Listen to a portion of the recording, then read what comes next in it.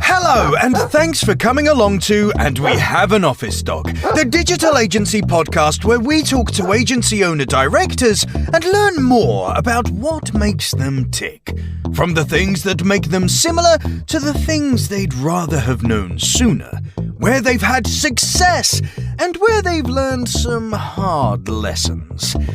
All will be revealed with your host, Chris Simmons, the agency coach, and he'll be talking to a different awesome agency person in each episode, asking them 4 questions and seeing where the conversation takes us over the next 25 minutes. Okay, so let us begin. Over to you, Chris. Thanks, voiceover guy. Today on the podcast, we've got Steve Hyde, the CEO of Push. Hi, Steve. Hey, how you doing, Chris? Good to see you. Not too bad. That's your radio voice, is it? Is this your podcast voice? It's my posh voice, yeah. Fantastic. Lose the Essex undertone, I think. Brilliant. So, first of all, Steve, thanks very much for coming along. Give us a plug about Push. What are you? Who are you? Why are you? So, we've been going, it's going to be our 15-year birthday this year, and we are planning to celebrate that. The last one we celebrated was 10 years, so we started in 2007. Mm-hmm. We're in paid digital advertising, and we have been in that field pretty much, well, for at least a decade. I think in the early years we were doing lots of different things. We might be described as a full-service digital before, although I don't think the term was around at that point. What we are is very, very focused on spending other people's hard-earned money on Google, Facebook, Instagram, even TikTok, Amazon, so all paid advertising channels, and we've got very good relationships with those channels, those suppliers. So with Google, for example, we've been in the privileged position only this week of being identified as one of their top new Premier partners. So they've relaunched the Premier scheme. So it's back. It's back. And it's kind of narrowed down. I don't know the full ins and outs of it, but I think we kind of know where we sit in that kind of very top few percentage of agencies. So, we're very, very happy to have that and very privileged. But we've also got strong relationships with Microsoft, with Facebook, and developing relationships with TikTok and Amazon. So that's us, about 50 UK people, mainly in London, and then an office in Athens and an office in Dubai as well. Fantastic. I've known you for a little while, and I've heard of a lot of good things. I remember when the office in Athens was being put together as well, and I remember the heady days of opening overseas offices. So you've certainly grown with a big push. Not to make a joke, obviously, a terrible joke. Yeah, we have, and we've done that all without investment as well. So that's it's all been kind of like just plastered together with Ricky and I making all of the contribution. And Ricky's your co-founder, isn't he? Yeah. We met 2005, started working together, and then we set up Push formally in 2007. Awesome. So, in the last 15 years, what would you say is one of your biggest successes for the business? I think I'd have to say, like from on a personal level, kind of a moment or a day would have been when we won the award for innovation in marketing for mobile, and that was a global award we were given at Google in New York. There were about 1,000 other worldwide partners there, and unlike a lot of awards, it's one you don't pay for the Google Award. You don't pay and attend some sort of black tie dinner, and there's 20 different awards given out for whatever it is, Hertfordshire's best search agency B2B specialist or whatever. It's very, it's you know, I'm sorry, I don't particularly like awards where you've got to pay to get a table and then you might win an award. So the Google Awards and indeed the Microsoft Awards are they're very prestigious in the sense that they're judged by Google with external auditors as well. And we won the European Award for Innovation in Mobile Marketing. And then we attended the event in New York. We really didn't expect to win because we were up against agencies from Far East, Southeast Asia, and we ended up winning. So that was the most prestigious moment that I can think about. I mean, to beat 1,000 other agencies, and I guess as well, because you didn't necessarily enter to win, as it were, it was mostly down to actual numbers, I guess. Was it something along those lines? I think so. I think it was down to some of the levels of spend. I can't even remember the case study that well now. It's all a bit of a blur, and we. What I do remember is that we were so modest or unconfident about winning that Ricky and I sat right at the back of the auditorium. That's a power move. Don't give me that. That's a power move. Walk all the way past all the others the whole way down. No, it wasn't, because it really cocked it up, because when they announced us, we walked down and they had to play the music twice because by the time they'd finished the kind of sort of build-up music, we were only halfway down. So it really was. We weren't. I think we just sat somewhere like midway, really. But I think we genuinely didn't expect to win that one. Okay, so for any of those agency owners listening that lost to Steve and Ricky, having to listen to that walk-on music a couple of times. So, if you could go back then to the founding of Push, and you and Ricky, or just you, were to go back and talk to the younger, more sprightly, potentially more hairy version of Steve, what would you have said? What advice would you have given? Quite a few different. I mean, I'd definitely say be patient. And stick to sort of all the sort of classic stuff about sticking to instincts and culture. We were quite set on understanding that we needed to build a culture within the business, even when there were just two of us. And where we deviated from that, where we strayed away from our own personal values or cultural values, either with potential clients or employees, it didn't work out well. So that's one thing I would say. The other is I would probably have, knowing what I know now, I would have been a bit more aggressive with investment. So we were bootstrapped, difficult. I think we could have grown faster with the right investment backing at the right time. It kind of came along for us in terms of like generating money and profits. It came along sort of really after 10 years. So there, it's hard to start a business on your own.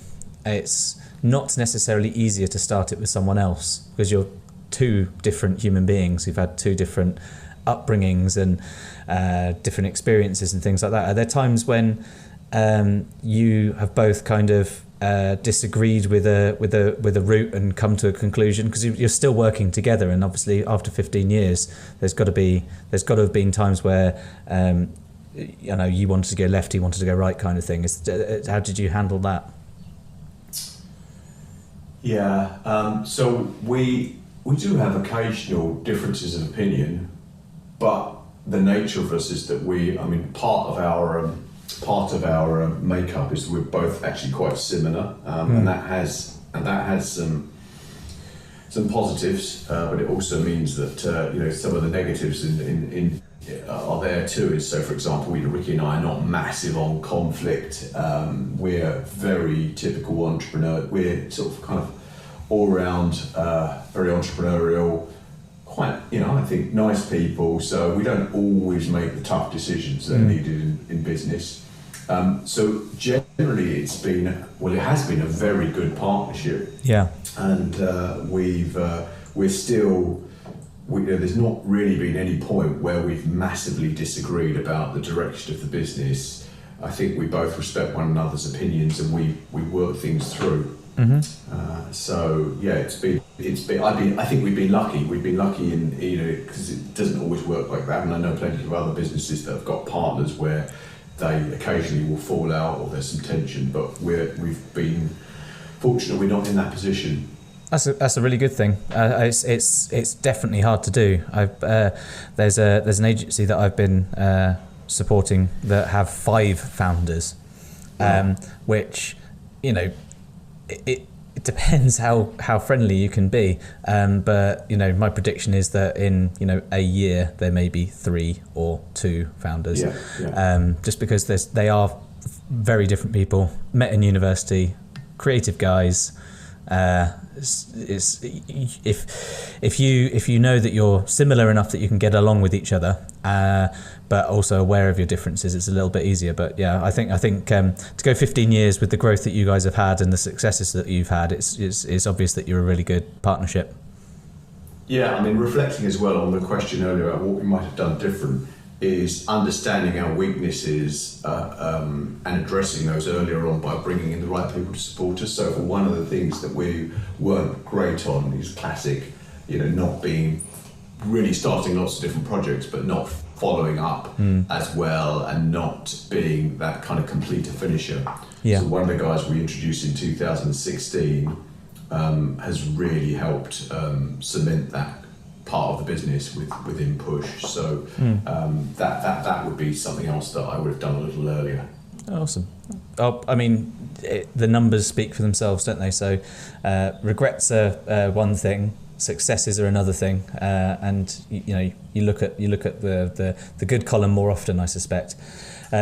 That being said, though, is there something that you have both, you've sort of alluded to one of the potential things, but is there anything other than the maybe taking of investment sooner that you kind of regret you hadn't done sooner? Or is there something that went wrong that you learned from early on?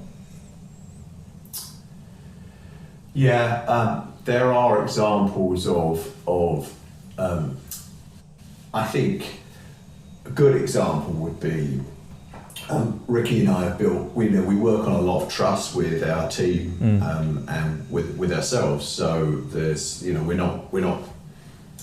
For example, Ricky and I aren't checking relentlessly. Whether or not I've taken 6 days more holiday than he has, or so on. So we're very trusting people, and there were examples in the early years where we had agreements with clients based on additional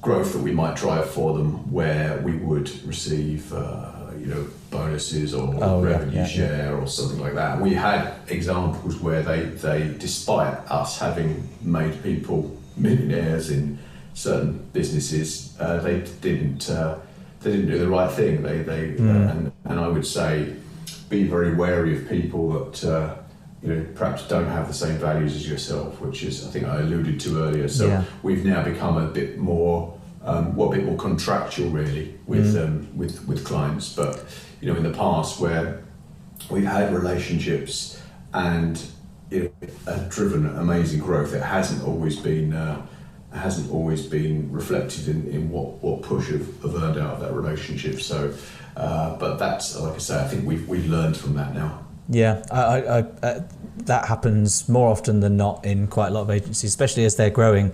It feels like the right thing. Some things feel like the right thing at the time, and it might bite you on the butt.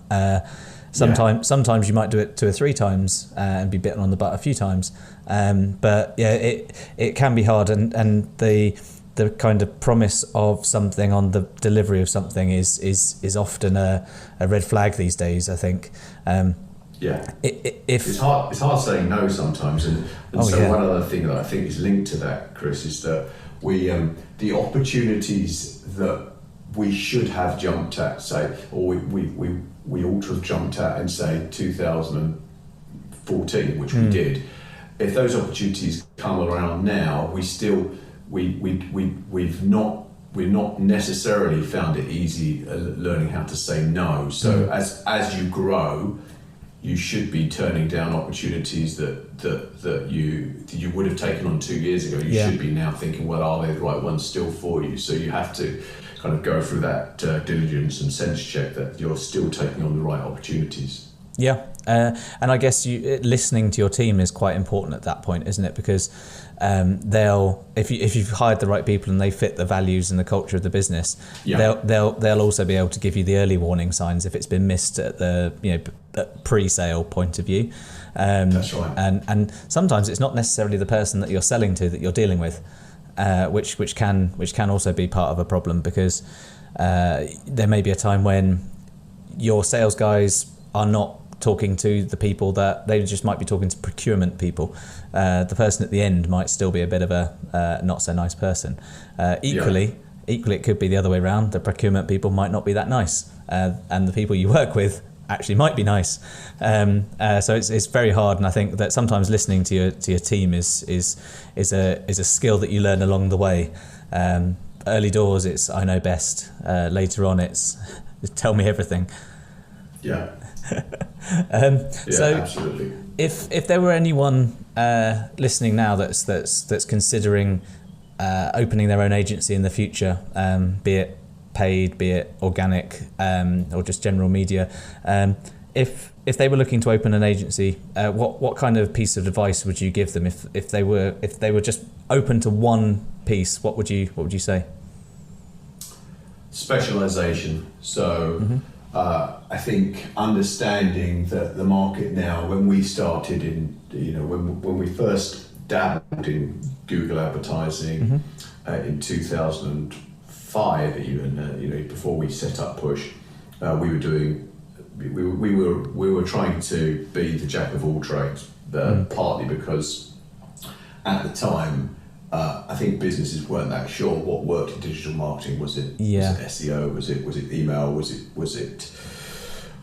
it conversion rate optimization or PPC? But I would say now, if I'm starting again, really focus specialization. The specialization can cut across both the discipline. It could also cut across certain verticals or even international markets.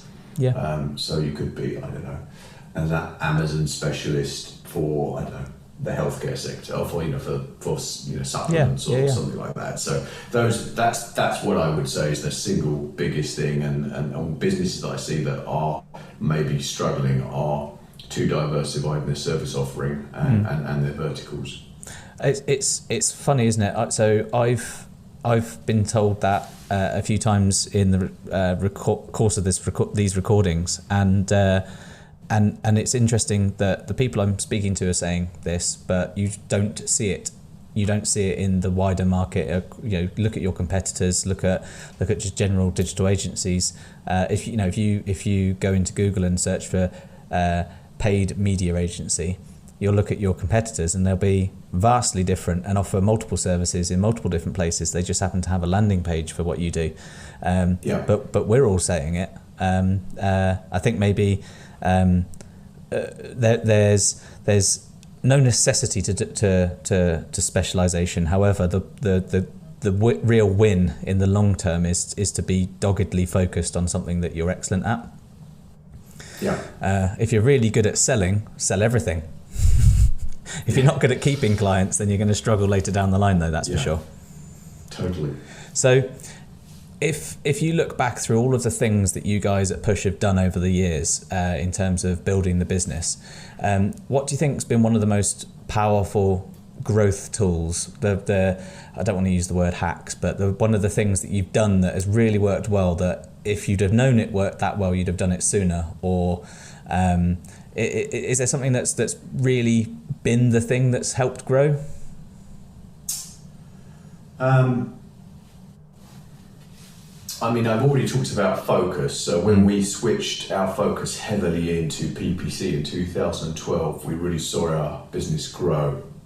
I've talked about that. So another one I would say is actually, funnily enough, spending money on marketing and understanding, believe it or not, the cost per acquisition of a new customer and the lifetime value.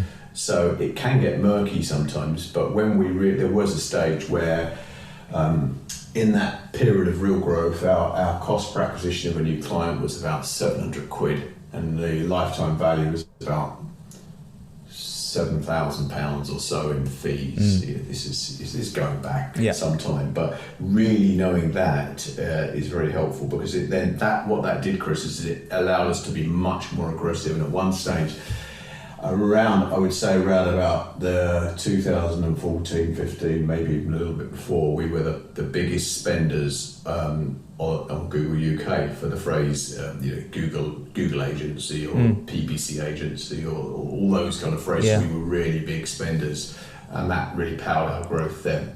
Would you do that now that it's like 50 quid a click? You know what? Funnily enough, we got out of the habit of being of really knowing in granular detail the source of new customers as well as we would like. So that's something we're trying to address right now.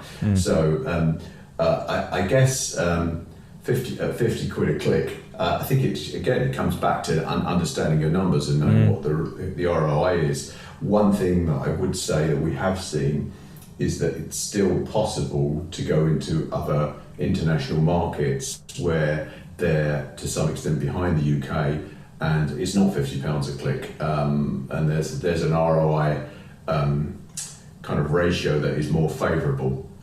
So that's something that's worth considering. But I think again, it comes down to knowing your numbers and knowing the return that you're going to get.